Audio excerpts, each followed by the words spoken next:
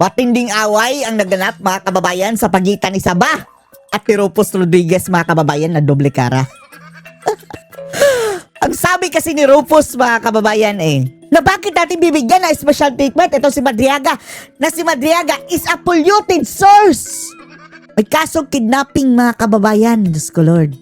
Ayun to the rescue agad si Dilima mga kababayan. Ang sabi niya, objection your honor, objection your honor. Dapat i-delete mga kababayan daw ang sinabi ni Rufus na polluted source ito si Madriaga. Dahil hindi pa naman daw ito ang panahon mga kababayan para tingnan natin ang credibility ng isang tao daw mga kababayan. Gusto lang niyang maprotektahan si Ramil Madriaga. Ang sabi naman ni Rufus mga kababayan, ang hinaharangan ko lang ay bigyan ng special treatment ang polluted source sa iyan dahil posible daw mga kababayan malamang sa malamang papunta na sa paglipat ng kustodiya sa Kongreso iyang si Madriaga. Ayun, nagalit si Saba. Panoorin niyo po ha. Madam Chair, Madam Jarville the Devil. it has already been stated that the Honorable Director of NBI has already assigned personnel to watch 24 hours. Meron ng personnel na 24 hours mga kababayan. Kung may mangyari ka Madriaga, baka na lang drama na nila yan mga kababayan para ibintang kay VP Sara.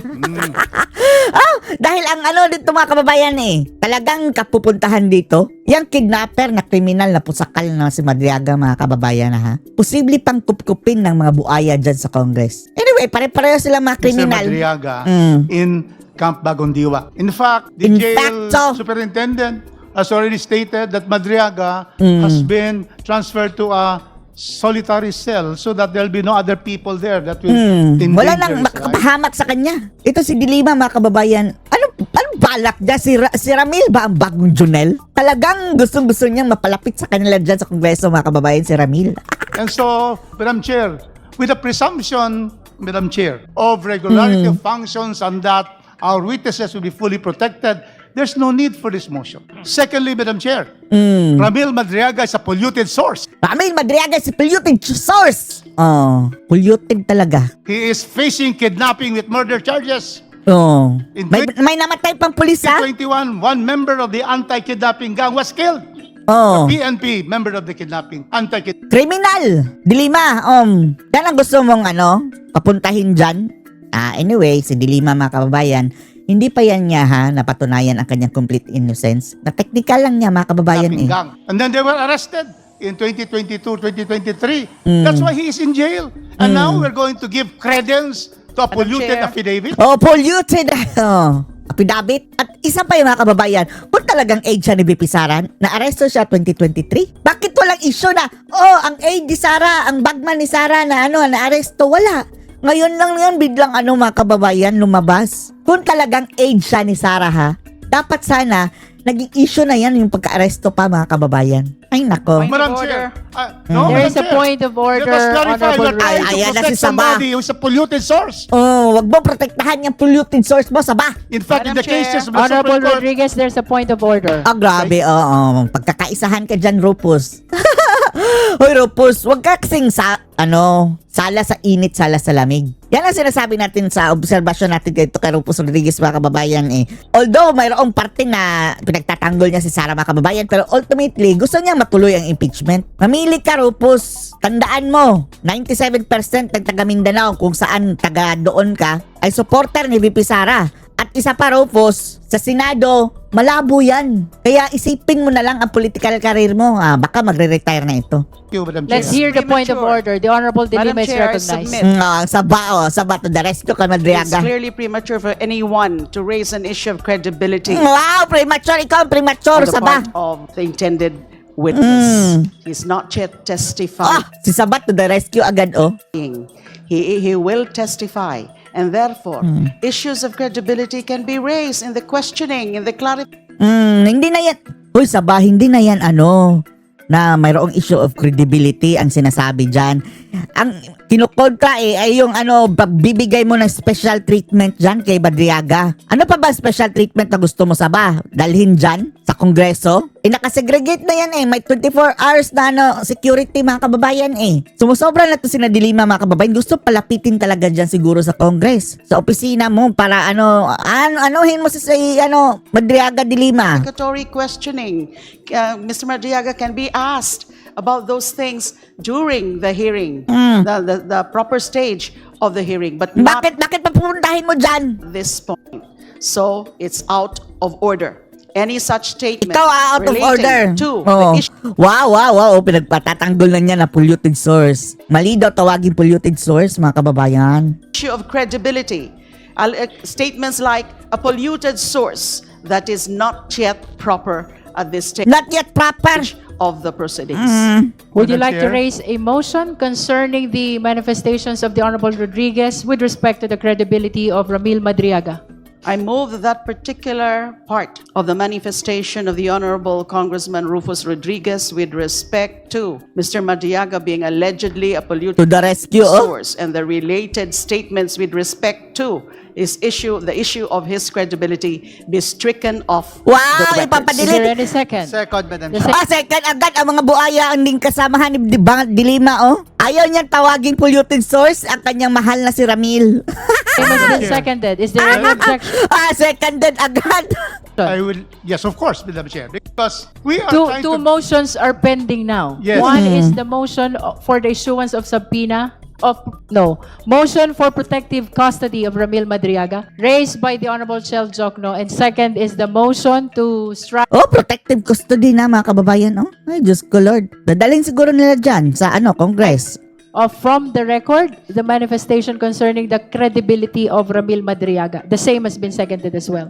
Di ba ang punto ni mga kababayan ni Rufus na bakit natin bibigyan ng protective custody ang animal na yan na polluted source na yan? Ni-question niya ang additional na special treatment mga kababayan na binabantayan naman yan doon sa preso 24 hours. For what pa na mga kababayan sila? Agdagdag ng additional protection kay Madriaga. Invitation is not out of order. We are discussing about giving a bundle of rights, 3. All of this to be able to give that advantage, that perceived, safety issues which are not. That's why me stating that to give this bundle of rights, to give this protection, to all of this custody and so forth in a safe place, should not be given to a polluted source. That is the point that I have. And therefore, it is not out of order. We are discussing, we are objecting to this particular motion. And that is the reason why, these are the reasons why I say that we have to know this person whom we are giving all of this. Kagaya ng ginawa nyo sa Marines ex-Marines, NBI nyo nga, na wala nga yung mga kababayan kaso. All of this extra. Speaking of, successful sila mga kababayan, sa pagda-divert ng usapan, dahil ngayon, ang impeachment ni VP Sara ang pinag-uusapan ngayon mga kababayan. Hindi pwedeng din natin pag-usapan dahil si VP Inday na Grabing diversion ng mga bangag. Advantages and extra attention and care which he does not deserve. That's Madam not Chair, deserve. the Honorable Dilima. Galit na galit si Dilima. Mr. Madriaga is Ang aking Ramil. listed as one of the witnesses Witness ko yan si Ramil na polluted. for the complainants. And that's why Hoy, Saba, ano pa bang gusto mo? 24/7 na nga ang bantay ni Madriaga doon sa preso. Dami mong I Saba. asked for the issuance of subpoena jus Azteco. And it's very clear under Section 8 of the Rules of Procedure in Impeachment Proceedings, protection to complainants or witnesses. The House may, upon proper petition, Ano proteksyon na ano mo nga yan, Saba? Klaruhin mo kung anong proteksyon na gusto mo kay Ramil. Proteksyon ba laban sa mga STD? O proteksyon? Kailangan mo ba ng kondom? O ano ba? Anong proteksyon? provide 24/7 na yan ang proteksyon niya doon sa sa kulungan. Meron na nga siyang sariling mga kababayan, sariling selda, nag-iisa lang siya. Niswerte na si Ramil. Anong proteksyon ang gusto mo? adequate protection to a complainant or witness if it is shown that the personal safety of the complainant or witness is in jeopardy. Jeopardy. Andun na sa nag-iisa sa kwarto, Juparde pa rin. because of participating in the impeachment proceedings. And we have heard the manifestation and the explanation of the Honorable Chel Jokno about the threat, the alleged threat to his safety. And therefore, it's Alleged, puro ka very alleged. much in order that we tackle the issue of grant of protection in the mode that Protection. Anong protection? Para sa STD? Specified na protection dahil baka pag mag-grant yan mga kababayan, dadalhin yan sa Kongreso. Tapos, ay Diyos ko, kung makakalaya mga kababayan, isang kidnapper. Napalaya na yan ha ng Korte Suprema mga kababayan. Yun ang mali ng Korte Suprema. And then, nung nakalaya, umulit. was described and asked or sought for by Congressman Chel Jokno, and the motion has been duly Ngipin, Jokno. seconded. Thank you. We've heard amply the argument of both the Honorable Rodriguez and the Honorable De Lima. For the guidance of the Saba! Justice members, our parliamentary status is there's a pending motion by Congressman Chel Jokno for protective custody of witness Ramil Ay, Madriaga. nako. The same has been seconded. The same is objected to by the Honorable Rodriguez. There's likewise a pending motion by the Honorable Laila De Lima to strike Bida, Bidang-bida ang mga leche mga kababayan, no? Ngayon talaga dyan. out from the record the manifestation of the Honorable Rodriguez pertaining to the credibility of witness Ramil Madriaga. The same has been seconded as well, and the same was objected to as well by the Honorable Rodriguez. We shall Kailangan pa ba i-question yan mga kababayan, credibility, di ba? Alam na natin ang credibility ni Madriaga mga kababayan. May namatay nga na pulis na nga dahil dyan kina Madriaga. now proceed to the That is already a fact. by the House is starting with the first motion. That is the motion of the Honorable Chel Jokno. Again, for the Ngipin, ang guidance of the ngipin. members, the motion is for the protective custody Wow, protective custody. Ayan na naman. Dadalhin sa Congress. Mwah! of Ramil Madriaga. The Lord. Those who are in favor of the motion, please raise your Madam right Chair, hand. may I just clarify Yes, please. that my motion requests, I'm moving specifically for three things. Number Yes. one, that we make sure that there is additional security provided to Mr. Madriaga You said from the NBI. in his present place of detention by the NBI.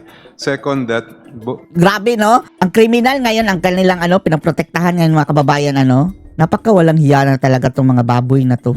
both in the transport when he is required to come here to testify and while he Bakit siya magte-testify dyan? Hindi pa yan trial. is testifying again that adequate security be provided to him.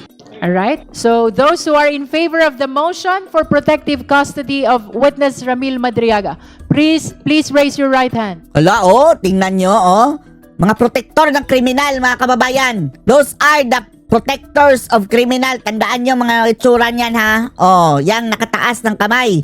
Madriaga, kriminal. May manamatay na mga kababayan na pulis dahil kay Madriaga sa kanyang krimen. Protektor ng kriminal. Pati itong mga sinasabing mga grupo ng mga makakaliwa, mga kababayan. Na nagsasabing human rights daw. Pinoprotektahan si Madriaga na may pinatay mga kababayan habang hinuli siya na may namatay na pulis. Saan ang human rights ng mga pulis dyan?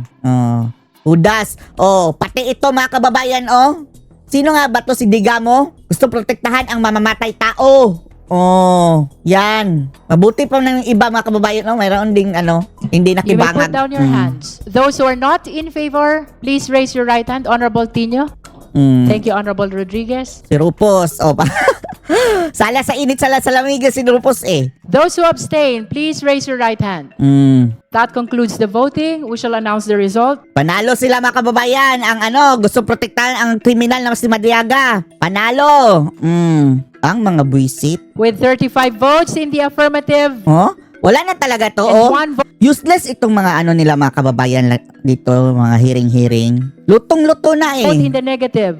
With 0 abstention, the motion is granted. Granted si The Madriaga. Congrats Madriaga. Protektado ka na. Secretariat is requested to closely Hindi pa natin nalalaman kung anong exactly na proteksyon na gusto ni De Lima. coordinate with the Office of the Sergeant at Arms and or Legislative Security Bureau for the protection Of the criminal na si Ramil Madriaga. Tragis. of Ramil Madriaga. As courtesy by the committee, please also notify the BJMP as well as the respective regional trial court which Good luck. ordered his Welcome detention. to the Philippines. Ang Madriaga So, na kriminal. Siya pang bibigyan ng proteksyon, mga kababayan ng mga Indeed, buhayang all the pending mambubutas. matters Oh, happy si Jervil the Devil. Already addressed by the committee. Luistro. The chair believes that we should. Shut up! Madam Chair. The chair stands corrected. There's another pending motion from the Honorable Dilima. May we request the Honorable Dilima to restate the motion?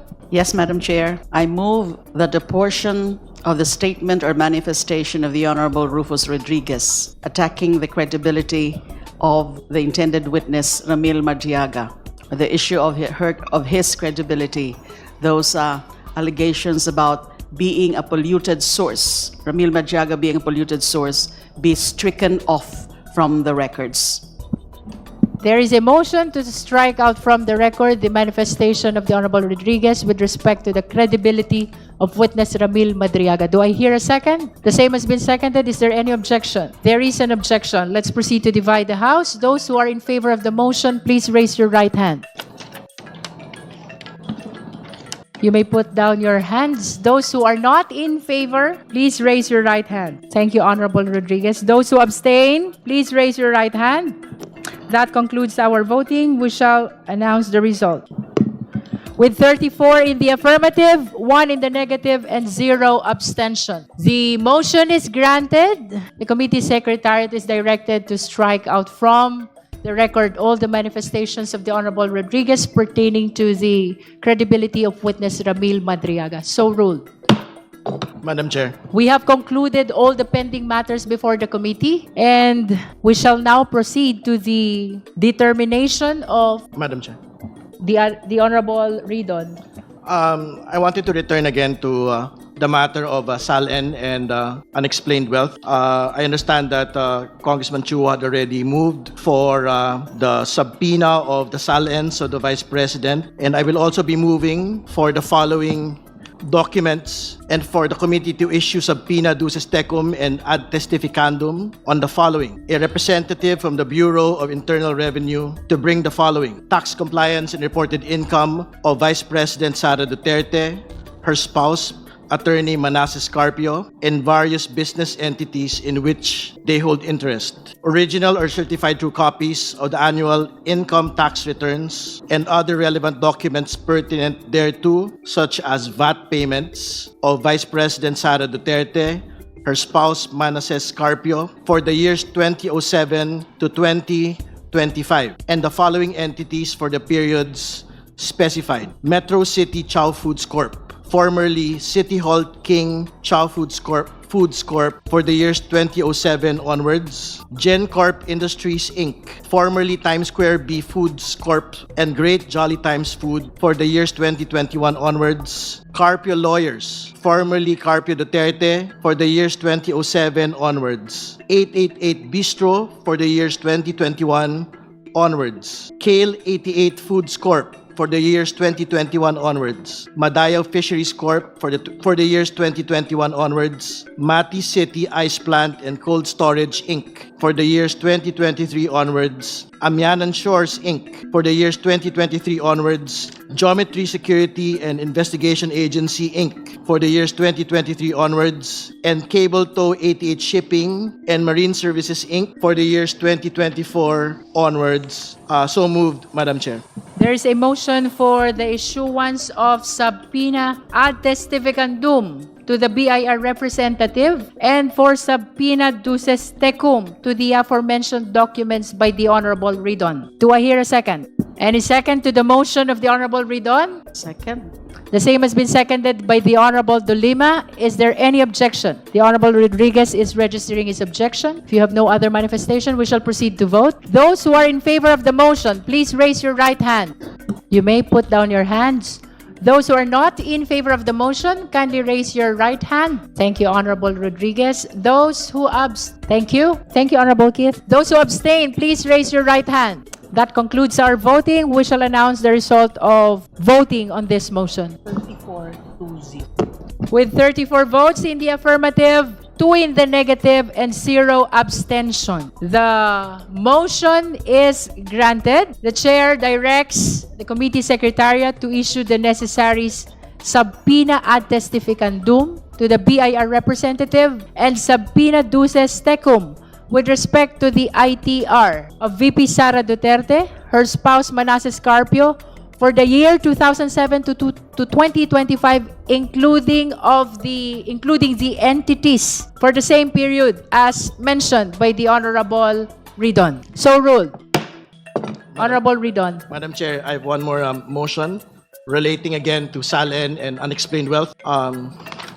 I move that a subpoena duces tecum and ad testificandum be issued to the following: a representative from the Securities and Exchange Commission, and to bring certified true copies of the general information sheet and audited financial statements of the following entities: Metro City Chow Foods Corp., formerly City Hall King Chow Foods Corp., for the years 2007 onwards; GenCorp Industries Inc., formerly Times Square B Foods Corp. And Great Jolly Times Food, for the years 2021 onwards; Carpio Lawyers, formerly Carpio Duterte, for the years 2007 onwards; 888 Bistro, for the years 2021 onwards; Kale 88 Foods Corp., for the years 2021 onwards; Madayo Fisheries Corp. for the years 2021 onwards; Mati City Ice Plant and Cold Storage Inc. for the years 2023 onwards; Amianan Shores Inc. for the years 2023 onwards; Geometry Security and Investigation Agency Inc. for the years 2023 onwards; and Cable Tow 88 Shipping and Marine Services Inc. for the years 2024 onwards. So moved, Madam Chair. There is a motion for issuance of subpoena ad testificandum to the representative of Securities and Exchange Commission, as well as of subpoena duces tecum with respect to the general information sheet and annual financial statements of the business establishments mentioned already by the Honorable Ridon. Do I hear a second? The same has been seconded. Is there any objection? Madam Chair, objection. And my You're recognized, Honorable grounds for Rodriguez. objection. May I know first why these companies registered with the SEC will be subpoenas in its record? Is there a nexus between this to the allegations in the complaint, third and fourth complaint? May we know the relevance of these corporations to the present impeachment case against the Vice President? The proponent first, Honorable Ridon, followed by the Honorable Keith Flores. Mahalaga po yung pagpapaliwanag mula sa sa mga kinita po ng mag-asawang Duterte Carpio from their own personal income, which will be reflected from the annual income tax returns. Pangalawa, mula din po doon sa mga corporate documents kung saan po sila kasali, sapagkat doon po natin makikita kung yung pong mga other lawful income para maipakita na ang lahat po ng kanyang kinita over the course of 17 years from 2007 ay mga lehitimo pong kita mula sa sahod at mula po sa kinita mula sa propesyon at mula po sa mga negosyo. So, meron pong clear relevancy. Ito pong mga SEC documents po na ito dahil dito natin makikita kung kumita ba o hindi ito pong mga kumpanya na ito, sapagkat kung kumita po ito, maipapaliwanag ng atin pong pangalawang Pangulo at ng kanya pong mister na talaga pong kumita ng tama over the course of 17 years from other lawful income katulad ng propesyon at iba pang mga negosyo ang kanila pong pagsasama. So dito po maipapakita ng atin pong pangalawang Pangulo na hindi po unexplained wealth. Ito po kanyang pagkakaroon ng 88 million na net worth in 2024 kumpara po sa kanya pong kinita na cumulatively sahod from 2007 to 2024 na more or less mga 30 million to 40 million pesos lamang po, Madam Chair. The Honorable Flores. Thank you, Madam Chair. Madam Chair, I'm joining the objection of Congressman Rufus Rodriguez only on the following grounds, Madam Chair, that the request being made by Congressman Ridon covers periods when the respondent was not yet the Vice President, Madam Chair. I'm going back to the decision of the Supreme Court when it said that we can only file impeachment complaints against an impeachable officer for things done during the incumbency or while she is holding the impeachable office. So, by requesting documents or data or figures that would include the time when she was just vice mayor, I think, in 2007, or holding other positions that are not yet or maybe considered impeachable, that's where my objection is, Madam Chair. Honorable Ridon, would you like to comment to that? Tama naman po yun, pero what we would want to be able to see is a complete financial picture of the Vice President from the time that she commenced the public office in 2007 as a Vice Mayor up until today. That would be a proper objection, with due respect, if we had ended our request previous to 2022. But to be clear, I think a big chunk of all of these businesses' requests will most definitely cover up until today, Madam Chair. And more particularly, there are specific firms here which basically cover the term of the Vice President already.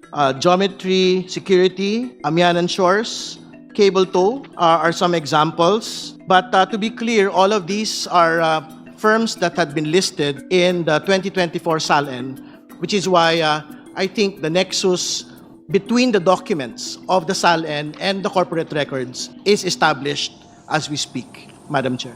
Would you Madam like to Chair, make additional manifestation? May I secure from Congressman Ridon a statement of ultimate facts in the third and fourth complaint, which mentions these corporations? Are there any? None. There is none. None. Second, are there annexes that would show in the third and fourth complaint that would, mention and that will pertain to why you're going to ask for subpoena ducis tecum to the SSC and for the records there? Are there annexes in the complaint? There is none. Madam Chair, clearly this will be the biggest fishing fleet expedition that we are doing because it was, we only deal with ultimate facts. In fact, we are trying here to determine whether there is violation of the 6 grounds of the Constitution as stated in the 2 complaints. And so therefore, how can we have that, Madam Chair? So that's the first one. Secondly, did I hear from you that you want records from a law office? I heard something because this is new to us. This is a surprise to us, all of us here, that they are now a subpoena for entities that are not included in the complaint. So are you saying there's something about a law office? To be clear, these are in the SALN of the Vice President for 2023 and 2024. So I think there is nothing that prevents this committee from basically issuing subpoenas on documents that are actually public documents, Madam Chair. No, I'm asking specifically. There was a statement. You're asking for subpoena for a law office. Yes, because our assumption is that this is an incorporated law office because it was stated as one of the business interests of the Vice President in her SALN. Aware of the privilege communication between lawyers and client? This will exactly violate that provision of privilege. You cannot subpoena law firms for representing a person either accused or in impeachment cases. How can we subpoena a law firm for acting as a lawyer for the Vice President? Can you give us a reason why we should subpoena law firms under the rules of court and under the Code of Professional Responsibility? We cannot subpoena records of a law firm. Sure, court records or communications between clients and the lawyers are absolutely privileged communications. But if this particular law firm is an incorporated entity within the Securities and Exchange Commission and had been submitting annual audited financial statements year after year and general information sheets, I don't think we are precluded as a committee, as an impeachment proceeding, from requesting these particular documents. We are not talking about conversations between the clients of Duterte Carpio or Carpio lawyers. We are talking about their financial output year on year. And to be clear, this is precisely the justification of supporters of the Vice President as to why her net worth, had ballooned to 88 million as against a computed cumulative salary of 30 to 40 million pesos. So I don't think there is reason to, in fact, object to getting all of these financial documents, whether from a corporation or whether from a law firm that is supposedly registered in the Securities and Exchange Commission. Madam Chair, May I call the Honorable Jokno first? perhaps it would be more prudent if we could have the motion of Representative Ridon in writing so that we can consider all the angles and the aspects to that request. I think that we would need to tread carefully when it comes to these matters, especially given the points raised by Representative Rodriguez. Motion, hearing suspended.